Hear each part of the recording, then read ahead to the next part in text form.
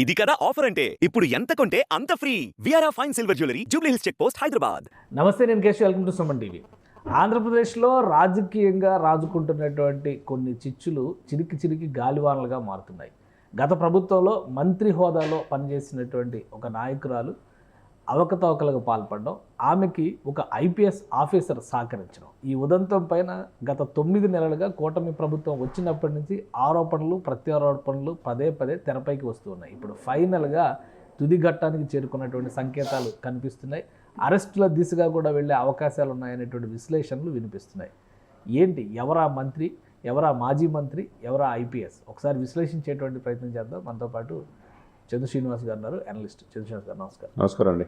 ఒక మాజీ మంత్రికి సంబంధించిన ఉదంతం, ఉమ్మడి గుంటూరు జిల్లాలో చాలా సెటిల్మెంట్లు, చాలా వ్యవహారాలు ఉన్నాయనేటువంటి ప్రచారం ఇంతకాలం జరిగింది. సోషల్ మీడియాలో తనపైన దుష్ప్రచారం చేస్తారని కంప్లైంట్లు కూడా ఇచ్చారామా. సో వైసీపీ నాయకులు ఆమెకు అండగా నిలబడ్డారు. ఇప్పుడు ఫైనల్గా ఒక క్లారిటీ వచ్చేసింది. రాష్ట్రపతి గవర్నర్ ఒక పర్మిషన్ ఇచ్చారు, ఎంక్వైరీ ముందుకు వెళ్ళబోతుంది అనేటువంటి సంకేతం. ఏంటి అసలు ఆ కథ?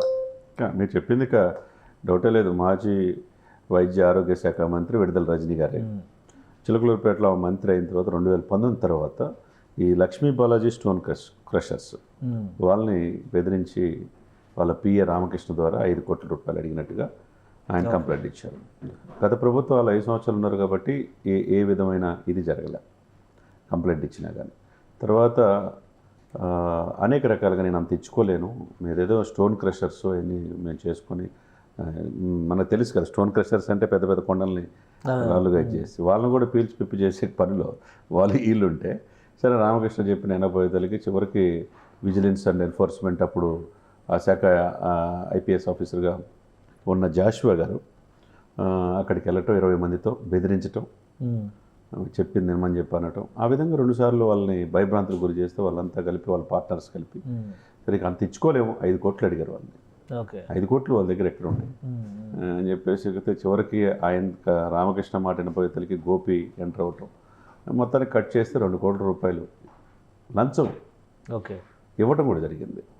ఈకపోతే మాత్రం నువ్వు ఉండవు, నేను లేపేస్తాం, నువ్వు ఉండవు అని చెప్పి విజిలెన్స్ అండ్ ఎన్ఫోర్స్మెంట్ శాఖ వాళ్ళే చెప్పినప్పుడు ఏం చేయగలరు? పెనాల్టీల రూపంలో కూడా భారీగా లేకపోతే మీకు ఫైన్ వేస్తాను, అసలు ఉండవు అని చెప్పేసి అనే రకంగా భయపెడితే ఎవరైనా ఏ వ్యాపారంగా భయపడతారు కదా. ఎందుకంటే ఒకవైపు రాజకీయ ఒత్తిడి, ఒకవైపు డిపార్ట్మెంట్ ఒత్తిడి. మరి ఆ సిచ్యువేషన్స్లో గోపి దగ్గరికి వెళ్తాం, ఆ పంచాయతీ 2 కోట్లకి ఇది ఒకటో 2 కోట్లు మినిస్టర్ గారికి ఇచ్చారని చెప్తున్నాడు ఆయన. అదేవిధంగా ఇది సెటిల్ చేసినందుకు జాషువాకు 10 లక్షలు, గోపికి 10 లక్షలు, అంటే 2 కోట్ల 20 లక్షల రూపాయలు ముడుపులు తీసేసుకున్నారు. దీని మీద అంటే విచారించాలంటే ఆరోపించినప్పుడు అంటే చాలామంది ఆరోపిస్తుంటారు, దాన్ని మాజీ మంత్రిగా చేశారు కాబట్టి గవర్నర్ పర్మిషన్ కావాలి. అందులో ఐపీఎస్ ఆఫీసర్గా ఉన్నారు కాబట్టి ఈయన ఇది కూడా జాషువాని విచారించాలని పర్మిషన్ ఉండాలి. ఆల్రెడీ జాషువాని ఇచ్చిన గవర్నర్ పర్మిషన్ సర్వీస్లో ఉన్న ఐపీఎస్ ఆఫీసర్ జాషువా మీద అనేక ఎలిగేషన్స్ కూడా ఉన్నాయి. గత ప్రభుత్వం చెప్పినట్టు విన్నాడు అనేది అనేక రకమైన ఈయన మీద అభియోగాలు ఉన్నాయి. అందులో పట్టాభిని మీకు తెలుసు తీసుకెళ్ళి ట్రీట్మెంట్ ఇచ్చింది కూడా ఈయనే. సరే ఇవన్నీ కూడా ప్రభుత్వం ఏది మర్చిపోదు కదా ఈ ప్రభుత్వంతో. సరే లోకేష్ గారు రెడ్ బుక్లో కూడా ఈయన ఉన్నాడని చెప్పి అంటారు.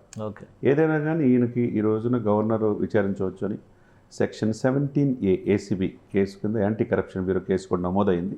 అంటే ఇక ఎటువంటి అడ్డంకులు లేవు వాళ్ళని విచారించడానికి. ఇప్పుడు ఈయన సస్పెన్షన్లో పెడతారా? సునీల్ కుమార్ని పెట్టినట్టుగా డెఫినెట్గా సస్పెన్షన్. ఎందుకంటే ఇప్పుడు 15 మంది ఐపీఎస్ ఆఫీసర్స్ ఎలిగేషన్స్ ఉన్న వాళ్ళలో జాషువా కూడా ఒకటి ఉన్నాడు, ఒక వ్యక్తి. కాబట్టి ఇతని సఫిషియెంట్గా గవర్నర్ గారు కూడా అఫీషియల్గా విచారించవచ్చు అని ఇచ్చినప్పుడు వీళ్ళు సాక్షాత్తు ఏసీబీ ఉంటారు కదా anti corruptions bureau, case file చేయటం. ఒకవైపు మాజీ మంత్రి కాబట్టి ఆమె మీద ఎలిగేషన్స్కి ఓనర్ ఎవరైతే Lakshmi Balaji stone crusher owner ఎవరు, ఎప్పుడు ఇచ్చాడు, ఏ విధంగా ఇచ్చారు, ట్రాన్స్ఫర్. కానీ మొన్న మధ్య ఆమె కూడా ప్రెస్ మీట్ పెట్టి తన పైన దుష్ప్రచారం చేస్తున్నారు, కొంతమంది ఉద్దేశపూరితంగా ఇలాంటి సోషల్ మీడియాలో వైరల్ చేస్తున్నారు, ఏ తప్పు చేయలేదు, ఇలాంటి సవాళ్ళు కూడా విసిరారు. అలానే ఇంకో ప్రచారం కూడా జరిగింది సోషల్ మీడియాలోనే, ఆ తీసుకున్న మొత్తం రిటర్న్ చేసేసారు, కాంప్రమైజ్ చేసుకున్నారని కూడా ఒక ప్రచారం జరిగింది. మధ్యలో వీటన్నిటిపైన ఇప్పుడు ఇన్వెస్టిగేషన్ ఉంటుందా? అన్నీ వచ్చారు. అవి కూడా నేను కూడా ఎవరికి లక్ష్యం, నేను కూడా పురుషోత్తపట్నమే ఒక్కొక్కరి సంగతి చూస్తాను. పత్తిపాటి పుల్లారావు మీద బహిరంగానే సవాల్ వేసింది. సరే వాళ్ళ భర్త కుమారస్వామి గారు ఆయన ఐటీ వ్యాపారం విదేశాల్లో చేసుకుంటాడు, సరే ఏదైనా కానీ ఈమె ద్వారా ఆర్ కృష్ణయ్య గారు కూడా రాజ్యసభ సభ్యుడాడు, తెలంగాణ ఆడపడుచు, ఆంధ్ర కోడలు అయిపోయింది. సరే ఏదేమైనా కానీ ఆమె నేను ఒకప్పుడు సైబరాబాద్లో చంద్రబాబు నాయుడు గారు నాటిన మొక్క నేనని చెప్పి అన్న ఆమె ఆ తర్వాత క్రమంలో వైసీపీకి వెళ్ళటం, పదవులు అధిరోహించడం, అనేక వివాదాల నడుమ అనేక రకాలుగా ఉన్నాయి.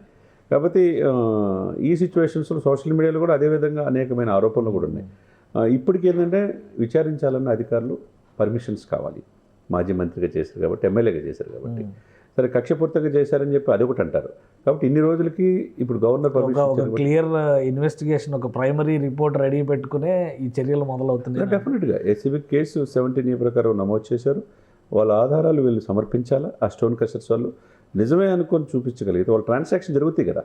2 crores ఇవ్వటం, 10 లక్షలు ఎప్పుడు ఇవ్వటం, ఇవన్నీ కూడా ఏమున్నాయి. ఇవన్నీ ఏదో కక్ష సాధింపు వ్యవహారాల్లాగా. ఇప్పుడు కాకినాడ పోర్టు విషయంలో చాలా పెద్ద స్టోరీ బయటకు వచ్చింది. అవును, 40,000 కోట్ల రూపాయలు 5 సంవత్సరాలు జరిగిందని. అది జరిగింది, ఏమి లేదు, తెలియదు, ఏమీ ఇంతవరకు తేలలేదు. కాకినాడ పోర్టుని ఆయన రావు గారి దగ్గర నుంచి ట్రాన్స్ఫార్మ్ చేసేటువంటి క్రమంలో జరిగిన అవకతవకలు కూడా కాంప్రమైజ్ అయిపోయినాయి. రెండో కంటే తెలియకుండా. ఇప్పుడు ఇది కూడా అలాంటి కోటాలో వెళ్ళిపోయేటువంటి అవకాశం ఉంటుందా? కరెక్ట్ అండి. ఇప్పుడు అది అందరికి కూడా ఏంటంటే ఈ ప్రభుత్వం డెఫినెట్గా చర్యలు తీసుకుంటుంది. దూరంపూడి అరాచకాలకి అడ్డుపడాలనేది అనేక మంది కోరుకున్నారు. మరి పాప రేయింబగుళ్ళు సివిల్ సప్లై మినిస్టర్ మనోహర్ గారు 65,000 మెట్రిక్ టన్నులు స్వాధీనం చేసుకున్నమాట వాస్తవమే. మరి ఏమైంది ఇంతవరకు, ఎందుకు దూరంపూడి చర్యలు తీసుకుంటారంటే ఇంతవరకు ఏం లేదు. అదేవిధంగా మీరు పోర్టు ఎంత 40,000 కోట్ల రూపాయలు అక్రమంగా బియ్యం సరఫరా అయింది అంటున్నారు. మరి ఎందుకు పోర్టు దాని మీద కూడా ఇంతవరకు ఏం ముందుకెళ్ళా? మరి అది కూడా కాలం నిర్ణయించాలి, తెలియాలి. ఇకపోతే ఆ విధంగానే ఈ కేసు కూడా ఇదే అనేది కూడా ఉంటుంది, ఆలోచన ఉంటుంది. కాకపోతే ఇక్కడ ఏంటంటే క్లియర్ కట్గా అందులో మాజీ మంత్రి పత్తిపాటి పుల్లారావు గారికి ఏకుమేకై అక్కడ కూర్చున్నట్టుగా ఆయన ప్లేస్లోనే వచ్చి ఆయన ద్వారా పరిచయం అయిన ఈమె ఆయన్నే ఓడించి మంత్రి అయింది.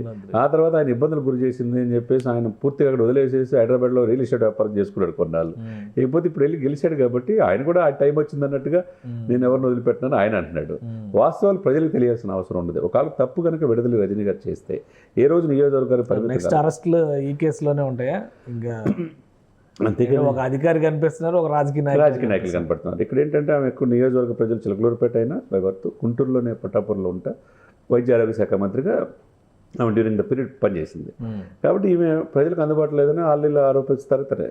కానీ ప్రభుత్వం ఒక వ్యక్తి బాధ్యతాయుతమైన పోస్టులో మంత్రిగా ఉండి ప్రైవేటు సంస్థలు వాళ్ళు నిర్వహించుకుంటే చివరికి స్టోన్ క్రషర్లను ఎవరిని వదలకుండా లంచాలు తీసుకోవడం అనేది అదొక నేరం కింద భావించవచ్చు. కాబట్టి సఫిషియెంట్ ఆధారం కూడా ఈ లక్ష్మీ బాలాజీ స్టోన్ క్రషర్లు చూపించాల్సిందే.